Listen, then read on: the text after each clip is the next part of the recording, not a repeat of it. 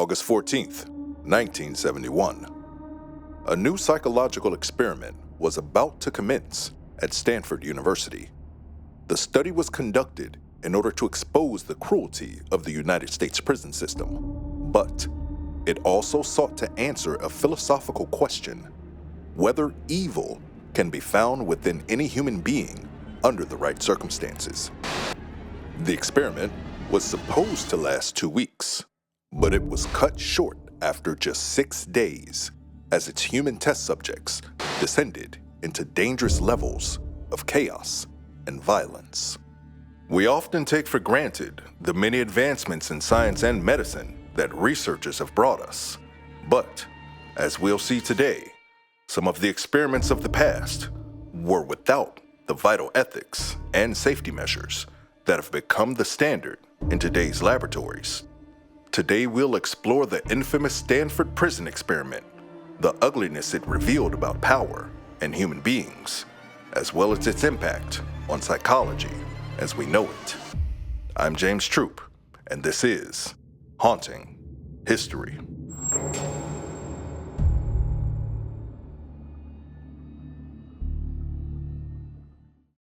The Stanford Prison Experiment first came about when Professor Philip Zimbardo began overseeing simulated prison experiments conducted by an undergraduate student named David Jaffe.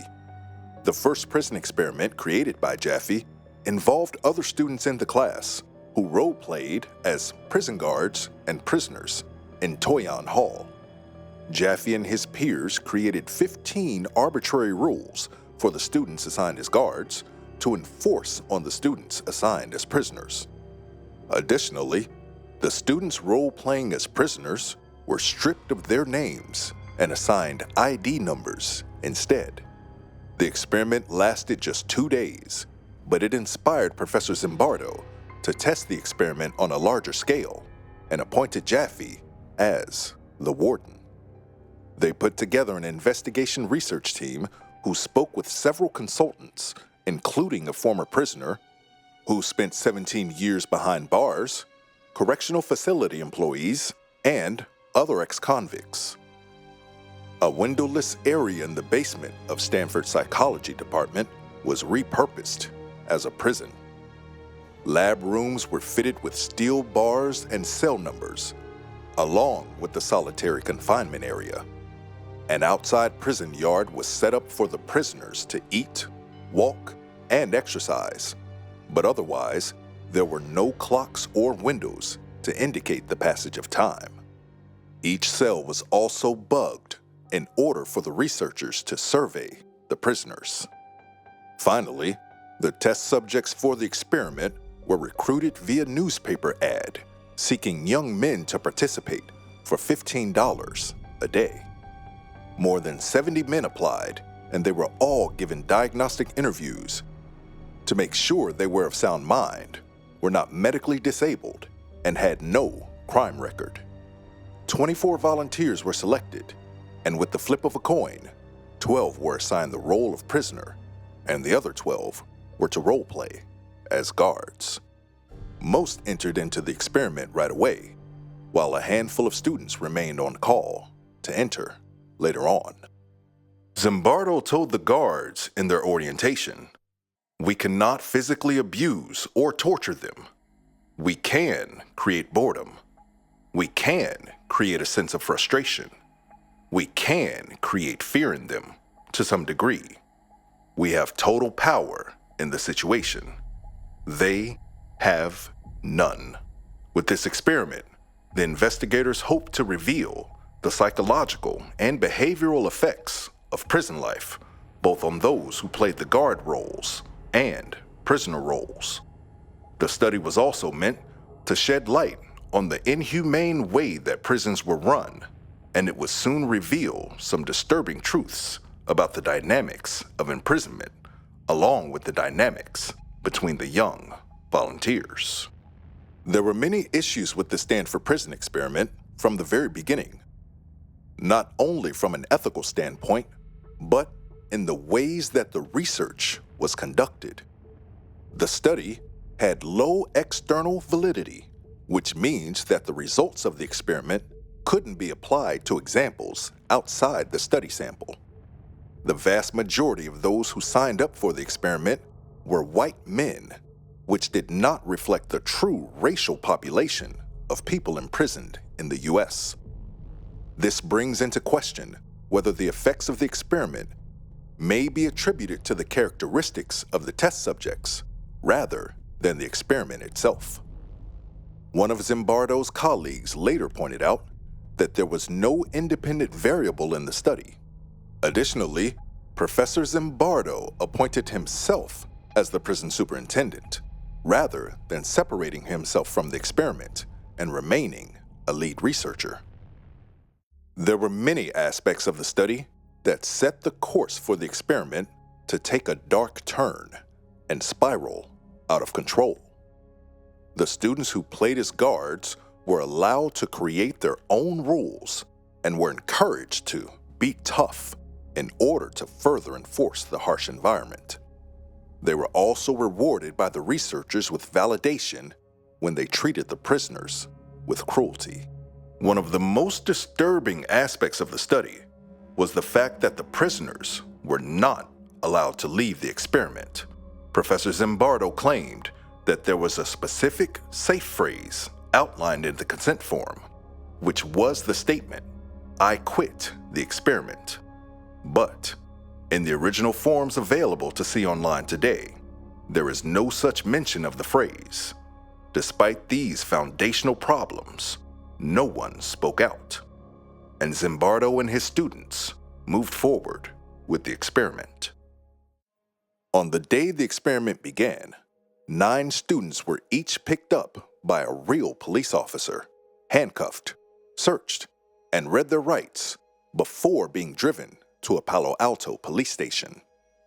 They were formally booked and placed into a holding cell, blindfolded. The researchers planned to continue covering the eyes of the student prisoners whenever they traveled outside of their cells for the duration of the experiment, so they couldn't see the exits.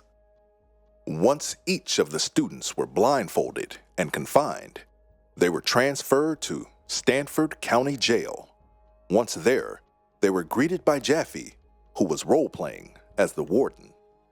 The prisoners were searched, stripped naked, and doused with a decontaminating spray, a humiliating process often used in prisons within Texas.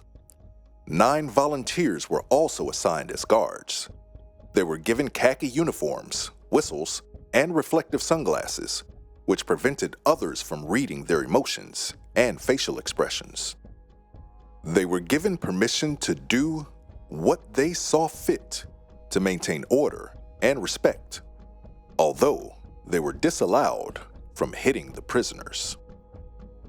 The volunteer prisoners signed an agreement acknowledging that they would have their privacy and civil rights violated to some degree and be provided with a poor diet.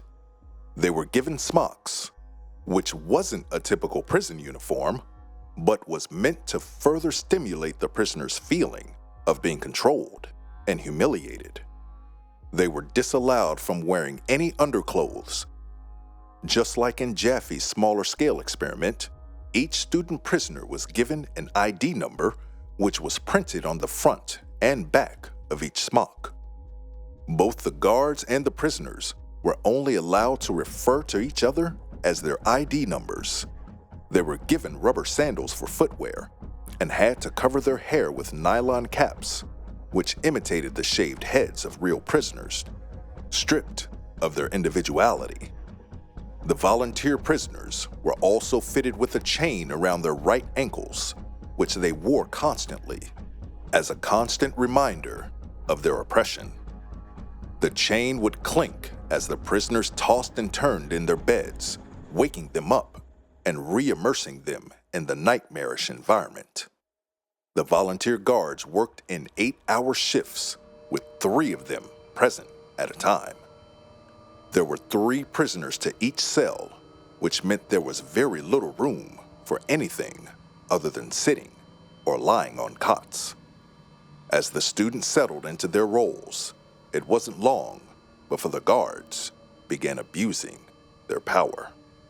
The experiment went without incident on the first day, and the students didn't initially take their roles very seriously. However, the next morning, the prisoners started a rebellion by taking off their caps, their ID numbers, and pushing their beds against the doors of the cells to keep the guards from accessing them. The prisoners then began to taunt the guards from the safety of their cells. After this incident, the guards swiftly retaliated with humiliating and brutal tactics. The morning shift guards were agitated by the rebellion and blamed the night shift guards for going easy on the prisoners. They called in additional volunteer guards and used fire extinguishers to force the prisoners away from the doors of their cells. The guards then forced their way in and stripped each of the prisoners naked before removing their beds. Those who organized the rebellion were placed in the solitary confinement area, including the ringleader, prisoner number 5401. The volunteer prisoner believed the experiment was created to find strategies to control student radicals, and it was later revealed that he planned to expose the study to a newspaper outlet. The guards came up with a plan to further enforce order by creating an additional privilege cell where the prisoners who were the least involved in planning the rebellion would be placed and given their smocks and cots back. The guards allowed these prisoners to brush their hair and teeth, and they also received special food and made to eat in front of the other prisoners who were denied food. They hoped that this would create a rift among the prisoners. After this went on for a while, the guards began to confuse the student prisoners by placing compliant individuals in the solitary confinement cell and the rebellious individuals in the privileged cell.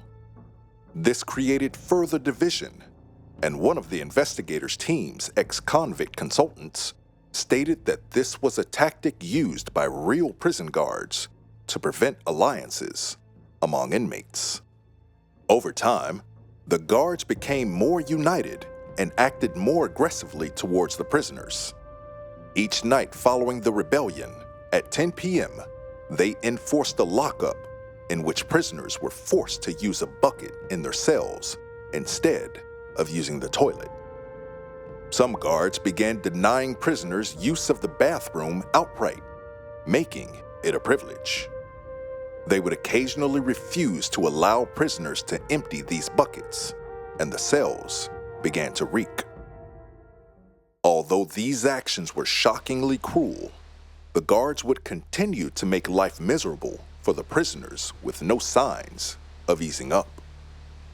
They intimidated them, waking them up multiple times with their whistles in order to take counts. These counts were meant to further enforce the power dynamic of the experiment and assert each volunteer's role, which often led to confrontations. Guards began demanding push-ups whenever they felt the prisoners were acting out of line, and would step on their backs or force other prisoners to sit on them.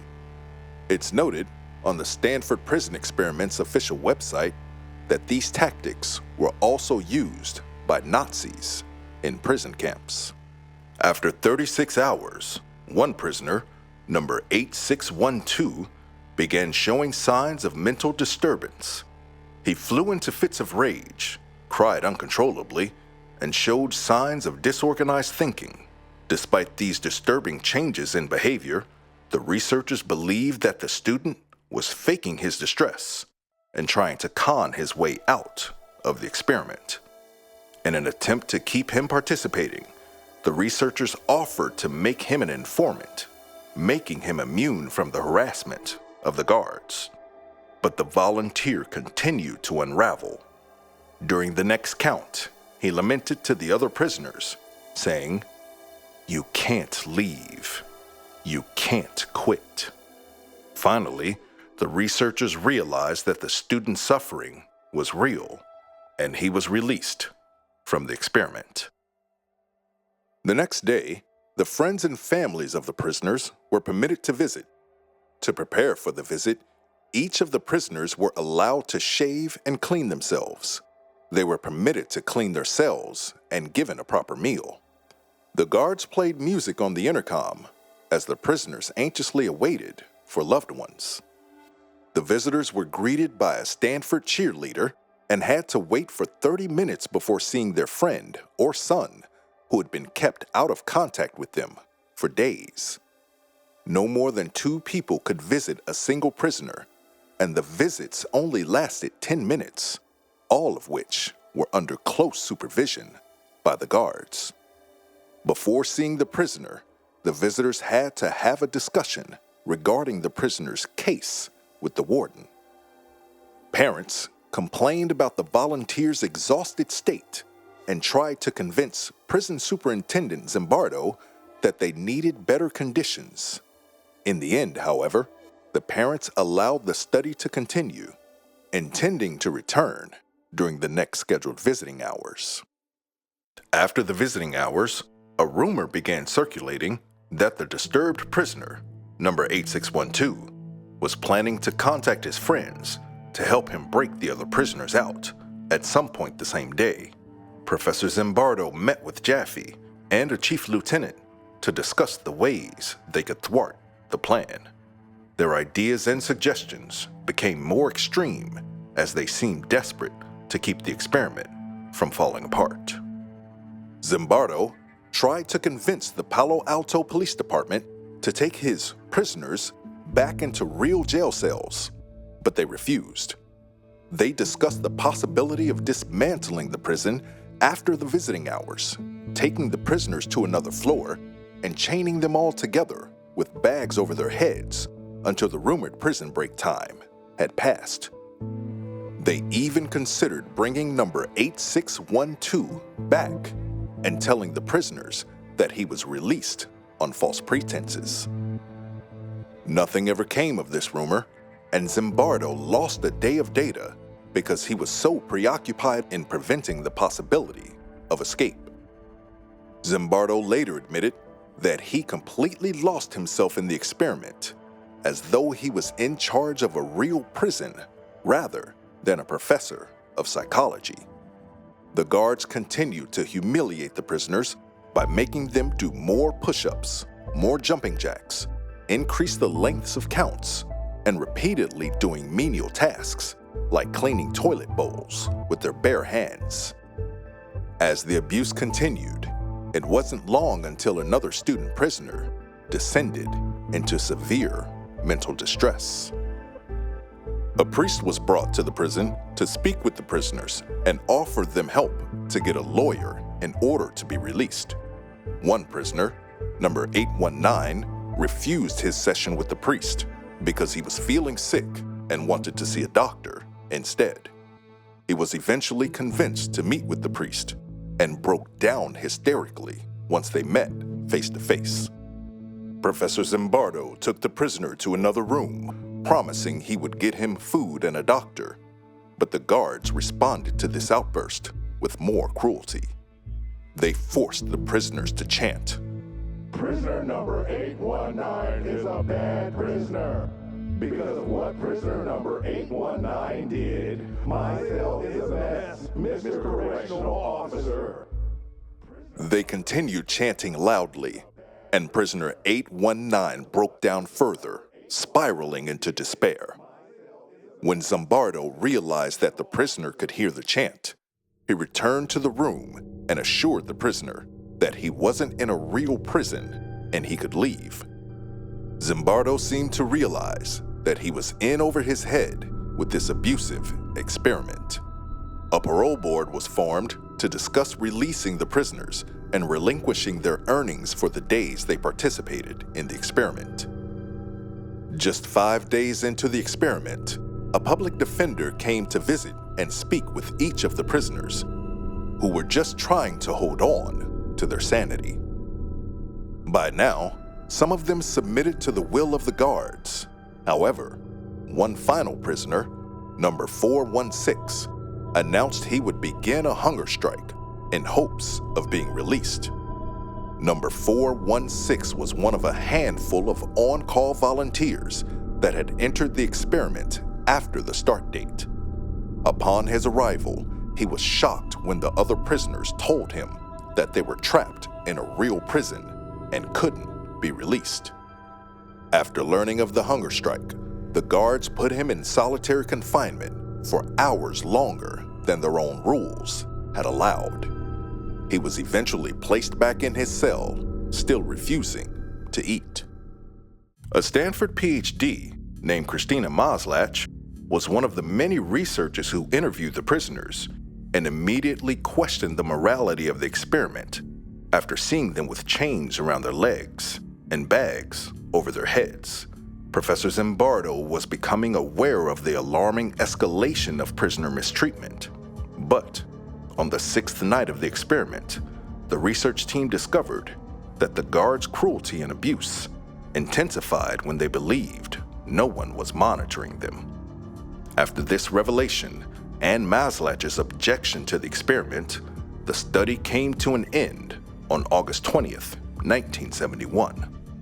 While disastrous in many ways, it revealed in horrific fashion how the individuality and dignity of the volunteers were diminished in their roles as prisoners. It also highlighted the dangers of giving power, uniformity, and anonymity to a group of individuals.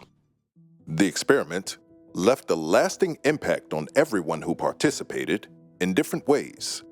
Prisoner number 8612, Douglas Corpy, was known for his intense mental undoing during the experiment. In a recent interview, however, Corpy said he was indeed acting, although he was fearful of falling behind on his studies when he realized he couldn't leave the experiment. He had gone in assuming he'd be able to study for his GRE and became terrified of the prospect of being rejected from graduate school. After the experience, he regretted not taking legal action against Professor Zimbardo. Corpy now works as a forensic psychologist.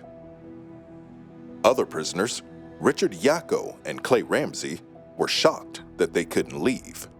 Ramsey was known as prisoner number 416, who had attempted the hunger strike. He said, "I regarded it as a real prison because in order to get out, you had to do something that made them worry about their liability." He reflected back on the experience when he was interviewed 2 months after the experiment came to a halt. "I began to feel that I was losing my identity, that the person that I called Clay, I don't regard it as an experiment or a simulation because it was a prison run by psychologists instead of run by the state. I began to feel that identity, the person that I was that had decided to go to prison, was distant from me. I was really my number." It was pointed out that the influence and communication between the research team and the guards affected the experiment.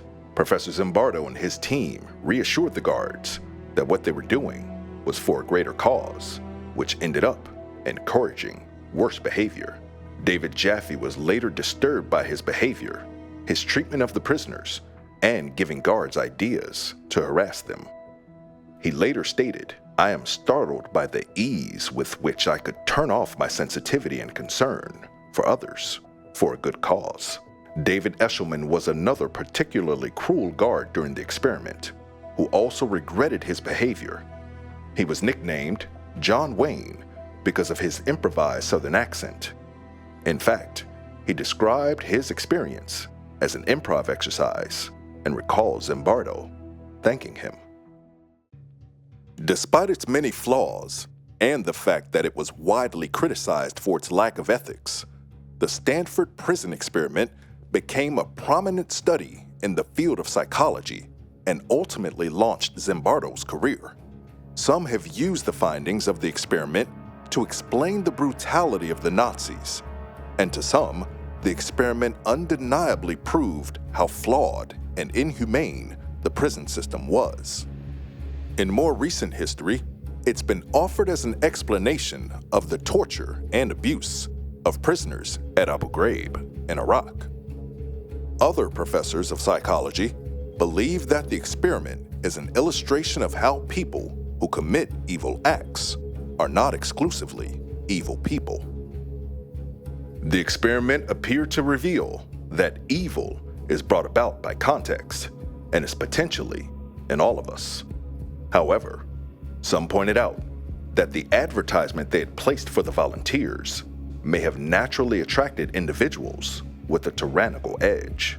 At the very least, many psychologists conclude that powerful circumstances and forces can drastically change an individual's behavior, sometimes in twisted ways. Thank you for joining me as we continue to pull back the curtain to reveal the more disturbing aspects of our scientific history. I'm James Troup. I'll see you on the next Haunting History.